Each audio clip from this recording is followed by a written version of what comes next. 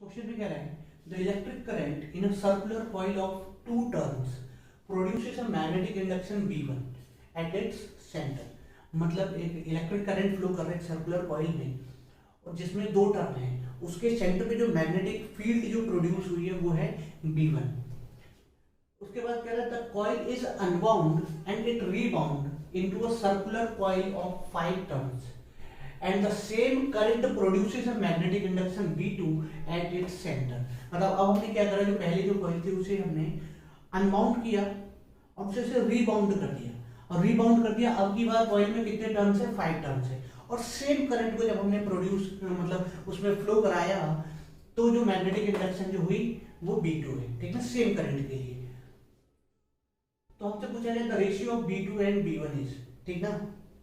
अब देखिए हमें देख क्या रखा है, सबसे पहले पहला मैग्नेटिक फील्ड तो B1 है, ठीक। Number of turns N1 equal to कितना हो जाएगा? 2, ठीक।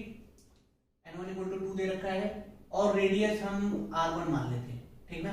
रेडियस हमने मान लिया पहले कॉइल के लिए R1, ठीक। तो मैग्नेटिक फील्ड का फॉर्मूला क्या होता है सर्कुलर कॉइल के लिए? B equal to mu naught Ni by 2R। Circular coil के सेंटर पे मैग्नेटिक फील्ड निकालने का फॉर्मूला होता है B equal to mu not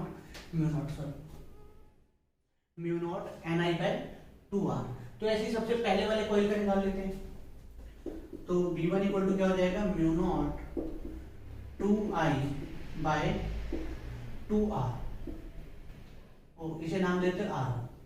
2 से 2 कैंसिल, तो B1 इक्वल टू कितना आ गया? Mu naught I by R।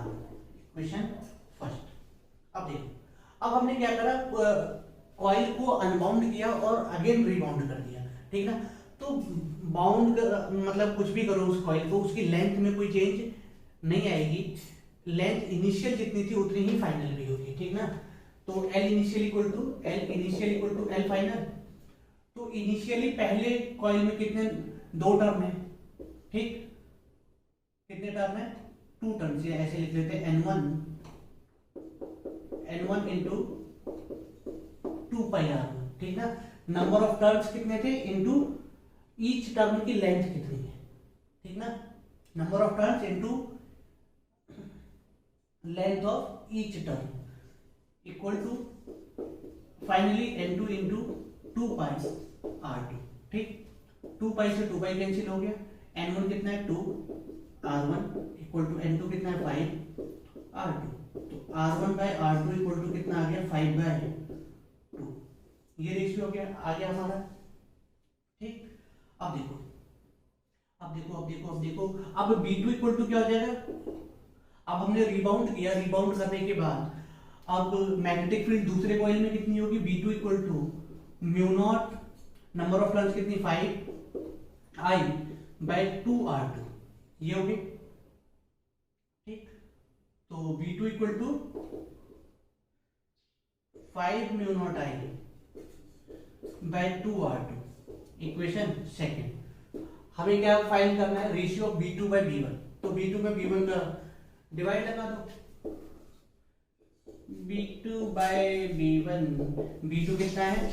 5 mu naught I by 2 R2 upon B1 कितना है? Mu naught I by R1।